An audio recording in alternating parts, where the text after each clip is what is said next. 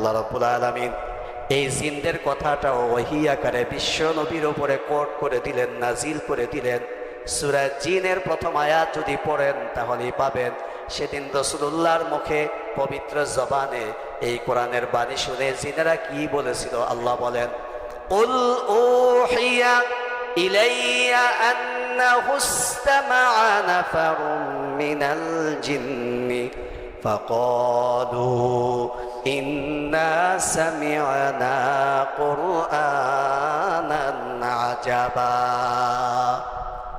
জিনেরা কোরআন শুনে বলল, ওহিয়া ইলাইয়া আন্নাহু ইসতামাআ নাফার মিনাল জিন্নি ফাকালু ইন্না সামিআনা কুরআনান আজাবা।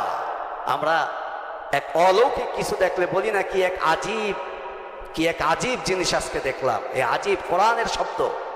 তারা বলল, একদল জিনেরা রাসূলুল্লাহর উপরে ওহীকৃত কিতাব শোনার পরে তারা বলল, এক আজীব কোরআন আজকে আমরা শুনলাম। এইভাবে করে রাসূলুল করিম সাল্লাল্লাহু আলাইহি সাল্লামের উপরে নাজিলকৃত কিতাবের আকর্ষণ শুধু মানুষ নয়, মানুষের গণ্ডি পেরিয়ে জিনদের মাঝেও ঢুকে গিয়েছে। সুবহানাল্লাহ।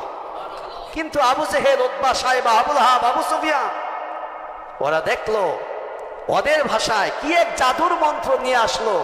এই জাদুর মন্ত্র দিয়ে তো গোটা আরবের লোকগুলা মুহাম্মদের দলে নিয়ে যাচ্ছে। এভাবে যদি যেতেই থাকে তাহলে আমাদের দলের কর্মী সমর্থক সন্ধ্যের কোঠায় চলে যাবে। মুহাম্মদ সাল্লাল্লাহু আলাইহি সাল্লাম গোটা আরব একদিন দখল করে নিয়ে যাবে, তা তো হতে পারে না। এই জন্য ওরা কি করলো, রাসূল করিম সাল্লাল্লাহু আলাইহি সাল্লামের কোরআনের দাওয়াতের প্রথম বাধাই তারা দিল এ কথা বলে। কি বলে? যে এগুলো ঐশী বাণী না, এগুলো হলো কবির কথা। কবিরা কবিতা পাঠ করে, ওই এক ধরনের কথা। মানুষ খায় না, মার্কেটে এটা আর খায় না। তারা ভার্সন চেঞ্জ করলো, শব্দ চেঞ্জ করলো। তারপরে কি বলল, যে না, ও হচ্ছে এক মহা জাদুঘর। এই জাদুর মন্ত্র, এটা জাদুর কিতাব, জাদু দিয়ে মানুষকে তার দলের দিকে নিয়ে যাচ্ছে। এটা যখন মার্কেটে অ্যাপ্লাই করলো, দেখে মানুষ এটাও খায় না। তখন তারা বলল, তোমরা যার কথা শুনো এ আসলে কবিও না, জাদুঘরও না, একেবারে আস্তা একটা পাগল। বলেন নাউজুবিল্লাহ। ওমা সাহিবুকুম বিমাজনুন।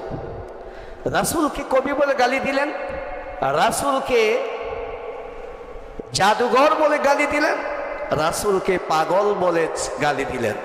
রাসূল সাল্লাল্লাহু আলাইহি ওয়াসাল্লাম